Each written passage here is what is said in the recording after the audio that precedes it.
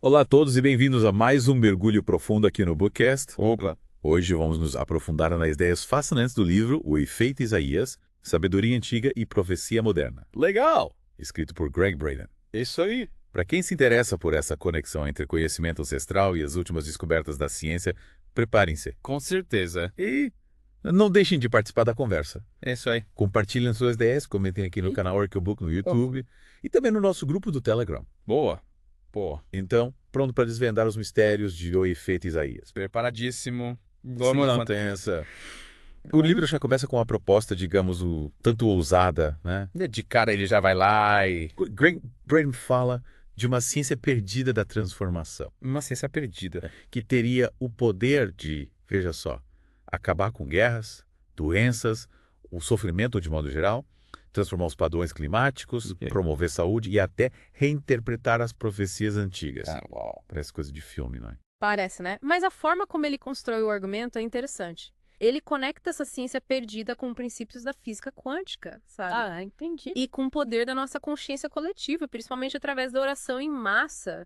E ele sugere que essa sabedoria foi preservada lá no Oriente, longe das mudanças do pensamento ocidental ao longo dos séculos. Faz sentido. E um ponto central dessas tradições é o respeito por todas as formas de vida como chave para nossa própria sobrevivência. E aí que as coisas começam a ficar ainda mais instigantes. É verdade. Braden nos apresenta duas ferramentas, digamos assim, que herdamos dos antigos: a ciência da profecia e a tecnologia da oração. Interessante. Mas calma lá. Profecia aqui não é aquela previsão determinista do futuro, e a oração também não é o que a gente está acostumado a pensar. Ele dá um novo significado para esses termos, né? Exato.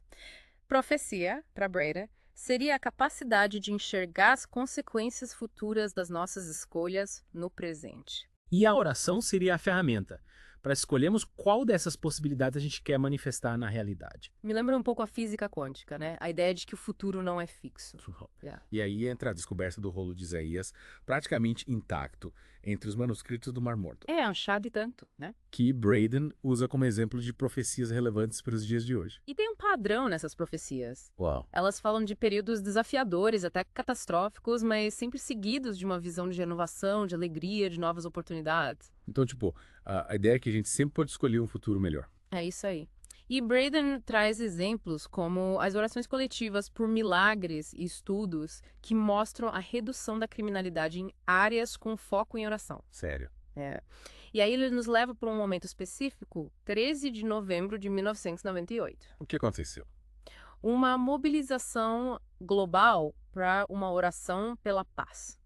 Era um período de muita tensão, principalmente com o Iraque, Entendi. e o prazo para as inspeções da ONU estava acabando. E a expectativa era de bombardeios, né? Exatamente. Mas e aí? O que aconteceu? Nada. Nenhum bombardeio em larga escala aconteceu naquela noite. Caramba. Braden argumenta que a chance disso ser coincidência, considerando a oração global, é mínima. Nossa. Ele cita outros exemplos de eventos influenciados por prece coletiva.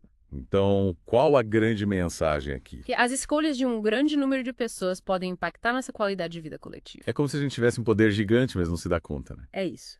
E Braden também explora a natureza cíclica do tempo, como se estivéssemos testemunhando o nascimento de um novo mundo. Tipo, um novo começo? É um processo desafiador, como um parto, mas que leva a uma nova vida. Faz sentido. Ele compara com o Evangelho de Mateus as dores de parto que precedem uma nova era. Lembro dessa passagem. E ele lista vários fenômenos incomuns do final do século XX: explosões cósmicas, cometas colidindo com o Sol, alterações nos polos magnéticos. Nossa. Profecias antigas e modernas apontavam para 1997 como o início de grandes mudanças. E aí entra os essênios. Sim, Os essenes, autores dos manuscritos do Mar Morto. Eles teriam um conhecimento profundo sobre o tempo e a profecia. É o que Braden sugere. Ele cita textos antigos sobre a relação entre a Terra e o corpo humano. Que relação. Uma relação de unidade, sabe? Tipo, o espírito do Filho do Homem foi criado do espírito do Pai Celestial e seu corpo do corpo da Mãe Terrestre. Nossa, que profundo. Pois é. Para os essênios, a gente não está separado da Terra, a gente está conectado a ela. E o que isso significa na prática? Isso significa que os desequilíbrios que causamos na natureza se refletem na gente, na nossa saúde, e que eventos como terremotos e mudanças climáticas refletem transformações na nossa consciência coletiva. É como se até estivesse nos dando um feedback do nosso comportamento. Exatamente. E cada escolha que a gente faz impacta as possibilidades da nossa vida pessoal. E essas escolhas individuais se somam e criam uma resposta coletiva. Certo. Isso. Escolher o perdão, a compaixão, a paz, atrai futuros melhores. É como se a gente estivesse cocriando a realidade o tempo todo. É essa a ideia. E ele fala do poder da intenção focada. E do efeito de revestimento. Que efeito é esse? Imagina que para cada resultado negativo que existe também a possibilidade dele não acontecer. Tipo um revestimento que impede o negativo. Isso. E a chave seria focar tanto nessa possibilidade de ausência que o negativo se torna improvável. Em vez de lutar contra o negativo, a gente foca no positivo. Exato. E ele cita exemplos como Buda, Gandhi, Jesus. Mestres que mudaram o mundo. Sim, Yeah. através do foco naquilo que desejavam manifestar. E ele volta ao exemplo da oração pela paz no Iraque, lembra? Sim, lembro. Talvez a gente tenha focado tanto no revestimento da paz que os bombardeios não aconteceram. Incrível. Mas e os milagres? Como explicar? Braden questiona a ciência sobre isso. Como assim? Ele conta casos de curas inexplicáveis, como a mulher cuja ferida sumiu do nada, ou o homem que parou de sangrar sem intervenção médica. Nossa. Porque a ciência chama esses eventos de milagres. Por que será? E ele traz a visão dos essênios sobre um prazo para o exílio espiritual, seguido da chegada de um salvador. Ele descreve os essênios como um grupo que condenava a escravidão ou sacrifício de animais. Quem você acha? Para eles, o trabalho físico era comunhão com a terra e a oração era participação no processo criativo da vida. E a dieta deles era vegetariana, né? Sim, baseada no princípio de que vida provém apenas de vida e morte sempre de morte. Os essênios eram grandes estudiosos. Guardavam seus conhecimentos em bibliotecas secretas, como os manuscritos do Mar Morto em Qumran. E aí tem a polêmica em torno dos manuscritos do Mar Morto, né? Sim, as diferenças entre os textos originais e a Bíblia que conhecemos hoje por causa das edições do Concílio de Niceia. É verdade. Braden também menciona a biblioteca de Nag Hammadi como uma continuação dos ensinamentos dos primeiros cristãos, Que legal. incluindo visão profética sobre o nosso tempo. E a separação gnóstica para preservar as doutrinas cristãs originais. Exatamente. E ele vai além dos essênios, né? Explora outras tradições proféticas, como a dos maias. Os maias tinham um sistema de calendário super sofisticado. É mais preciso de qualquer outro até a invenção dos relógios atômicos. E a visão deles era cíclica, com o Tzolk'in e os ciclos do ano vago, culminando no grande ciclo de Quintanil 200 anos, que terminou por volta de 2012. Nossa. Eles acreditavam que cada ciclo tinha características únicas, influenciadas por uma grande onda que sincronizava a vida com a natureza. Interessante. E Braden cita a interpretação do Dr. José Arguelles sobre o subciclo atual, que começou em 1992, O que ele diz? que é um período de tecnologias não materialistas, mas ecológicas. Legal?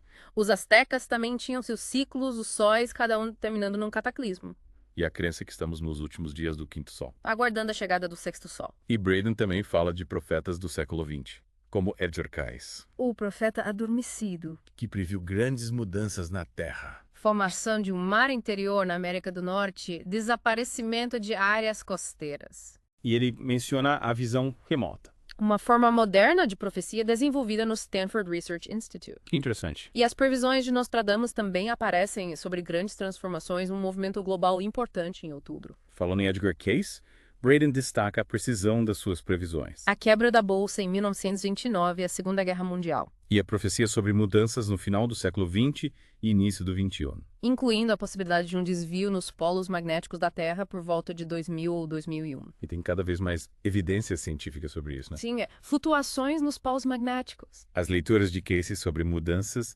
entre 1958 e 1998 também são importantes. E a posterior moderação das previsões, sugerindo mudanças mais graduais do que catástrofes. E as profecias nativas americanas. Braden dedica um bom espaço a elas. O que elas dizem?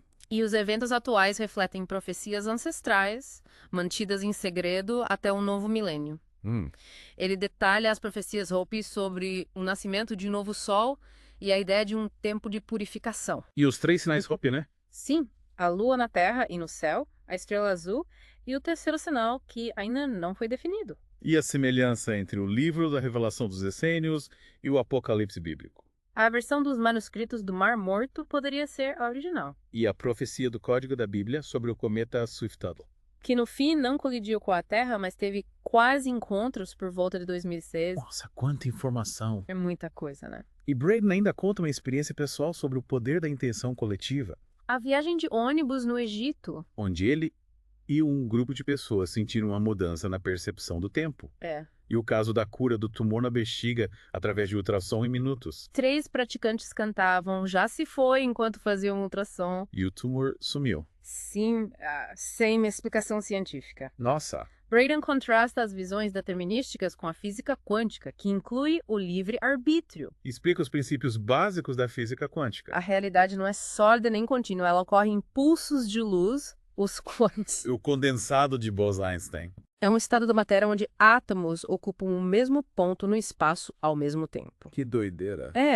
E isso sugere que fenômenos como a compressão do tempo e o desaparecimento de tumores podem estar alinhados com as leis da física quântica. Então, ao acreditarem que o tumor não estava mais lá, os praticantes acessaram essa nova possibilidade quântica. É isso, a crença, os pensamentos, sentimentos, emoções, tudo focado na nova realidade. E ele fala do efeito borboleta, né? Sim, a ideia de que pequenas mudanças nas condições iniciais podem levar a resultados muito diferentes. E como isso se conecta com as profecias? Ajuda a entender por que algumas se cumprem e outras não. Mudanças durante o período da profecia podem alterar o resultado. E os pontos de escolha? Momentos cruciais onde podemos mudar de uma estrada do tempo para outra. E esse explicaria os milagres, as curas, a compressão do tempo? É uma possibilidade. E a pergunta do Código da Bíblia sobre 2012, vocês mudarão isso? Mostra que a gente sempre teve a capacidade de mudar o rumo dos acontecimentos. E as profecias catastróficas seguidas de visões de paz seriam marcadores desses pontos de escolha. É o que Braden sugere. E os desafios globais que a gente enfrenta hoje, a escassez de água, a destruição da camada de ozônio, os impactos da tecnologia Tudo isso faz parte do cenário atual. e a profecia Hope sobre as 3 grandes sacudidas da Terra. As 2 primeiras foram as guerras mundiais. E a terceira? Depende da escolha da humanidade entre ambição, conforto, lucro ou amor, força interior, equilíbrio, As profecias de Isaías também falam de destruição, mas também de paz e salvação. mostrando a dualidade das possibilidades. E o exemplo da oração pela paz, em 1998.